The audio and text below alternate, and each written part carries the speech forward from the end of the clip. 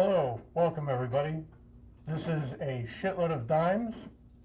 I'm Matt. I'm Chris. And today we're going to review the Justice League. And I'm sure you're wondering why I'm not here. I'm filming this review in protest of the Green Lantern not being in fucking Justice League. He was in the beginning. No, he wasn't. That wasn't Hal Jordan. It was nobody. It's fucking stupid. So, find your sheet there. Yeah, I did. Found it. All right. So I'm going to start this off by saying I sat down in the theater to watch Justice League, and I was with my son, and I posted on Facebook, for those of you who follow me on Facebook, and I said, if this movie does not have Hal Jordan, if it doesn't have Jon Stewart or Kyle Rayner, it automatically gets a 6. So guess what, folks? My review is 6 out of 10 dimes. Now we can talk about the movie. Yeah, I give it maybe a 7. Yeah, 6.5, 7 out of 10. First of all, why the fuck does a dude from The Daily Show have to be in the Justice League? Not that Jon Stewart. It's not that. It's Jon Stewart, not John Stewart. And you're thinking Carl of the Reiner dead? You're thinking of the small Jewish dude. I'm talking about the large African American male who has a green power ring from the Lantern Corps. Isn't Carl Reiner dead? No. Kyle Rayner, the White Lantern. He was a Green Lantern, then he became the White Lantern. We're going down a rabbit hole here, much kind of like the movie did. Justice League is fun. It's a fun time as long as you turn your brain off, because if you think about it too much, it's going to hurt. It's obviously two different movies, and you can tell there's a tonal shift throughout the movie. Zack Snyder's version to Joss Whedon's version, because they're two different directors. I will dispute you on that. I feel as if there isn't as much Joss Whedon in it as you actually think there is.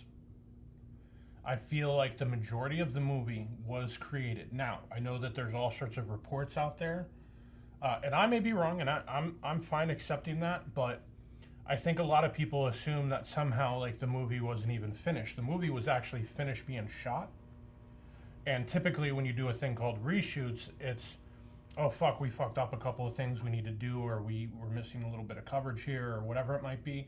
It doesn't always mean that they're recreating or redoing entire scenes to make it work. So I think fundamentally the movie is Zack Snyder as the director. Reshoots are one thing. Reshooting 65 to 80% of your film is remaking the film. It's just like with the Han Solo movie. I guarantee there's going to be parts of things that we see that was the Lord and Taylor. It's interesting too or Lord and Miller, they'll actually credit that. Exactly, but because the Guild, I think the rule is that 80% of the movie has to be filmed by you to get credit for it, or some ridiculous thing like that.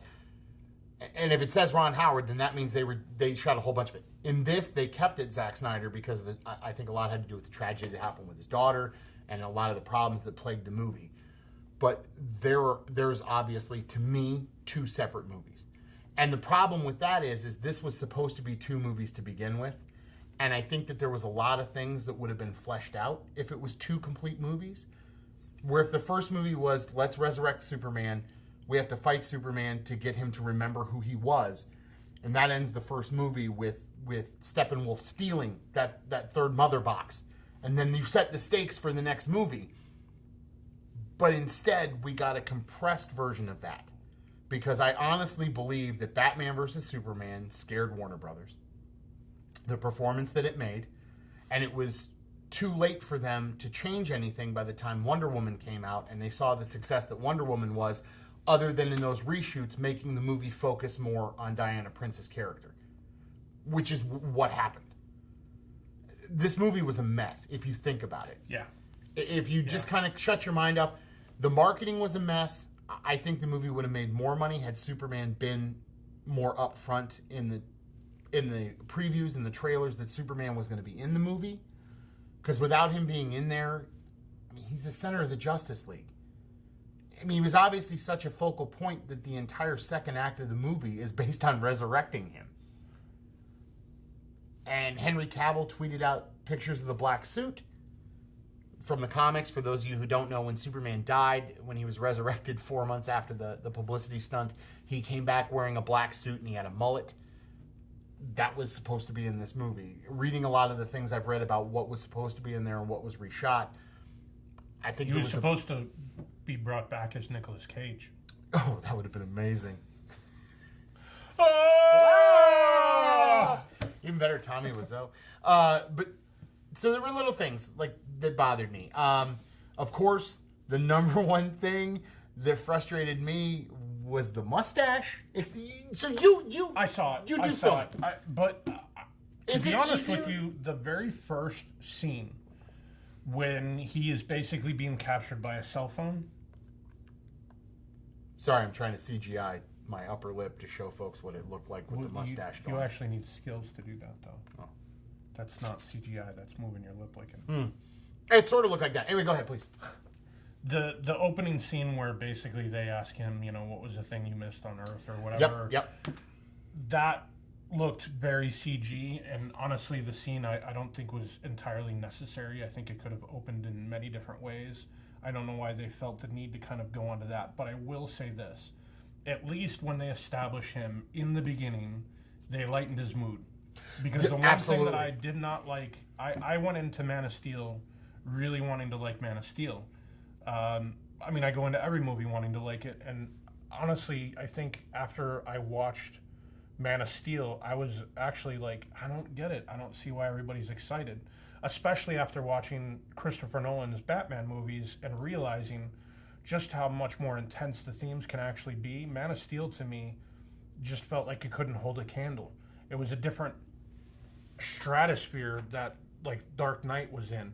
And I know as much as people had issues with Dark Knight, there were more themes in Dark Knight that I felt were there, and they were pushing more relevance to today with it. And they made them more like dark and brooding. And I don't know, it didn't really appeal to me as much.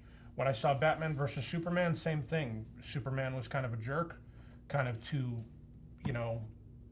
the battle at the end was pretty crazy and ridiculous, because if you had a problem with the battle in Man of Steel, then you definitely should have had a problem with the battle in the second one. Oh, I did. Because I can't see how insurance companies and everything else would even bother staying around, knowing full well that, they would have been out of business. Anderson Cooper says that thankfully most of the downtown district is off of work now and it's empty. Mm-hmm. So I get it, because it's comic book, so it's supposed to happen like that, but then you have to really make it look and feel a lot more comic book. I didn't get the first one. Pissed me off because it told the story in like an opposite way. Not that there's anything wrong with it, but I'm kind of sick and tired of seeing movies that have to be spliced up in a non-linear way when there's no reason to do it any other way. It wasn't as if there was some sort of big reveal by cutting it up the way that they did. It just became annoying to me to go back into a flashback to explain something. They could have actually just given it to me the way that it was before. And I know that they probably did it so that it wouldn't be like Christopher Reeve's Superman, but... See, I was just about to make that point. One of the things that we're hampered with, you and me and everybody from our generation, is that Richard Donner Superman. Well, if it ain't broke, don't fix it. Exactly. But the problem is, it's very cliched when they say it. When Christopher Reeve died, they made the tribute and they said, to Christopher Reeve, who taught us that men can fly. His Superman was the embodiment of the Silver Age, of the Golden Age. Superman was a beacon of light. He's a representation of what's good inside of all of us. And that was sorely lacking in those first two movies. Absolutely. He was charming. He was honest. He wasn't conflicted. He knew how to take a higher road to deal with situations. The thing, and I think when we walked out of this one Man had of Steel, daddy issues. Right. When we walked out of Man of Steel, the first thing I think I said to you was, "That's not my Superman," and the reason why is, but I remember in that fight you scene, liked that movie when we I walked liked out. parts of it. I didn't like the ending, but I liked parts of it. And when I say I didn't like the ending, in Superman 2, even though that's 90% Richard Donner's movie, but it's not. His entire they have the little bit of a fight in Metropolis, but then he gets the hell out of Dodge when he sees that human beings are getting hurt, that people are getting hurt. He knows he needs to get out of that city. Whereas in Man of Steel, he stayed and fought in the city instead of taking the fight somewhere else. And that really just They tried to make up for it in Batman versus Superman by taking it to the slums of Gotham that were empty, where they had their original fight, that's where they fought Doomsday. Or in this movie where they fought in somewhere else. But there was just... I think the basic problem we're saying is that this all hinges on the key member of the Justice League being Superman. Imagine if Avengers, if Captain America was a brooding emo kid. Right. It just wouldn't work. Again, I'm actually okay with Affleck as Batman. Affleck's Batman is amazing. I don't mind him so much. I think he's missing a little bit of the intensity from Nolan's Batman. But still, I like him. He's a little bit more clear, level-headed. He's also aging, so you can kind of see that a little bit more. I do think that it was kind of shitty that they basically made the Flash be just this like new kid on the block. Yeah, there were things that I didn't like about the Flash. Actor, I like him as a character, but the fact that they kind of made him like, whoa, yo, I get to wear the hat sideways and be that guy, cool. It just kind of became like a little bit too underwhelming for me for the Flash, especially since, I mean, if you watch any of the CW shows, Flash is actually one of the best, characters. That Grant Gustin kid is amazing. And not that they needed to pick him as being that character, but they could have at least given him a little bit more of an idea of knowing who he was or what he was about. Right. And I don't think they did that much. I think it was, he was a fish out of water. He was a deer in headlights. And ironically enough, the one who should have been the biggest fish out of water, see what I did there? Was Aquaman. And by far, my favorite part of the movie was Jason Momoa as Aquaman. I really liked the character choice that they made Arthur Curry kind of a surfer dude. I wish that they would have done more in Atlantis with him getting the trident. I feel like Jason Momoa, though, was playing Jason Momoa. Oh, I'm pretty sure he was. Do you know what I mean? Yeah, absolutely. And he was a little too, Hitman. You know what I mean? Like a dig it. But that's what I liked about it, because it's a different... Aquaman was the character in the Justice League that they had to work the most on, because, of course, he has the biggest stigma going out. Oh, this guy just talks to fish. That's a superpower? Yeah, but instead they made him, Sons of Anarchy. Which I kind of liked. I liked that choice. To me, that's okay. And I'm very interested to see what James Wan does with it, because it's going to be a different way to tell that story. For sure. And the underwater scenes were great. If that's the way they're going to shoot them in the movie, I'm excited. But on the whole, I liked it better than 1 and 2. I did too. I thought it was nice. I wish it was longer. I wish it was more coherent. There were moments in it that I loved. Hands down, my favorite part of the movie was when Flash pushed the truck out of town, and he was so excited and proud of himself, and then he looked over and Superman was flying an entire building out of town, being the Superman that we love. Right. That was great. And they were playing the John Williams music just a little bit in the background. That was great. I like it too. I'd say the one thing that I thought was cool, but on the same hand, you have Wonder Woman, who's been around for centuries, and she's picking up leadership tips from Batman. Who, by the way, has never led a team. He's Batman. Right. So I thought that was a little ass backwards. A little bit. Because I thought that it kind of took away from the character of her. I know that you didn't really care that much for Wonder Woman, but I've watched that movie a bunch of times, and I gotta say that out of all the DC movies is the best one for me. I didn't like Wonder Woman, but it is the best of this new DCEU. I will agree with you. I wasn't a fan, but it was the most coherent and complete story. Absolutely. Which is something that the other three have... Oh, 4. I'm going to throw Suicide Squad in there, too. It's of the 4, it's the most coherent story. God damn it. I remember my first review. Yep. Bye. You know what's amazing? We haven't even talked about the worst part of the movie. And I'm just going to spend less than 10 seconds on the worst part of the movie for me. I was okay with Cyborg. The CGI on Cyborg looked like a sci-fi special. It was Sharknado level CGI. I forgave the mustache, and because they had a short time to do the mustache, but Cyborg CGI was terrible. And his character wasn't really developed. I think the only saving grace that Cyborg had was at the end of it, he stood up and said, "Booyah." And my son flipped out, because that was the Teen Titans line.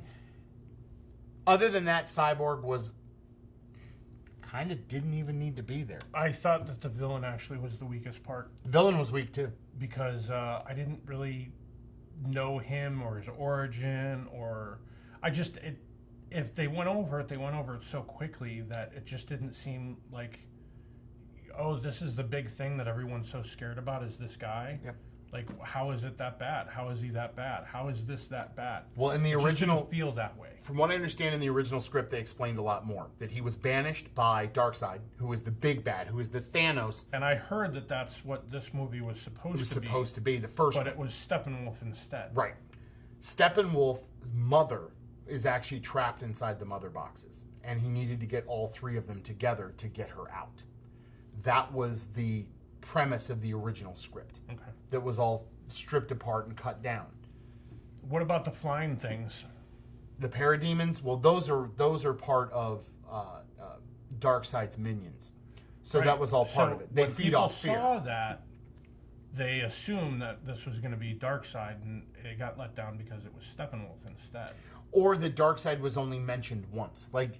Like kind of how Marvel has sort of been trying to set up Thanos for years without actually saying Thanos. But they did it a half-assed way. Like Marvel did the first in the first Avengers, Thanos just turned around, not a lot of people knew who he was. And that was okay. But then they started explaining more. Like in Guardians, they really explained more of who Thanos was. And they've slowly started to make their way to where he's now the big bad. I think out of villains, I think Steppenwolf as a villain that portrayed in this movie was probably one of the weakest villains, if not the weakest villain out of even all the Marvel movies. I don't know, the bad guy in the second Thor movie was pretty weak. Malekith. But I will agree with you. He was I'd put him there. Yeah, he was pretty weak as far as a villain goes. But Because you it didn't felt really like there was more of a threat. And they didn't really seem to be that much of a threat to the Justice League with him there. Because they all seemed like they were just like, yeah, let's go kick some ass. Well, it was the same. And there was no real peril. But because it was the same plot of the Man of Steel. It was the exact same plot. We're going to terraform Earth for it to become like Apocalypse, which is where he's from and where Darkseid lives. We're going to terraform Earth, just like we're going to terraform Earth to make it a new Krypton. By the way, did you notice I said Krypton like Marlon Brando? It's the planet Krypton. Because the asshole didn't want to say Krypton. Anyway, all right. We're getting on to this about Justice League a little too long, but here's the deal. Justice League, 6 out of 10 for me. If it had a Green Lantern, I may have even put it to an 8. It's not a great movie. It's a fun movie to go and watch and have a good time with. It's a popcorn flick. It's a popcorn flick. It's like Tremors. I would equate it to Tremors. I'd equate it to any of the middle Transformers movies. Not the last one, though. Because holy shit, that last one was a pile of dog shit. You watched it? Oh, yeah. Yeah. We'll save that for another Dumpster fire. Yeah, we should do a dumpster fire. Just a dumpster. You dumpster pick fire your worst award. movie, and then Yeah. dumpster fire of the year. Sure, we could do that. Yeah, Absolutely. That might We win for actually me. have a dumpster fire award we could use. All right, cool. All right, so thanks for watching. Don't forget to like, share, and subscribe. Tell your friends. Matt's still looking for a new name for the show. And guys, come on back because got some. Well, I don't know. Depending on when we release this, we may do Star Wars first. This might be down the line. I mean, we're just gonna post them all. Oh, I like it. Yeah, we have no schedule anymore. Yeah, because we're dads who work. And we don't really have time. Our wives let us get out once in a while, and this is what we do. We talk about movies. Yeah. All right. Absolutely. Bye. Bye.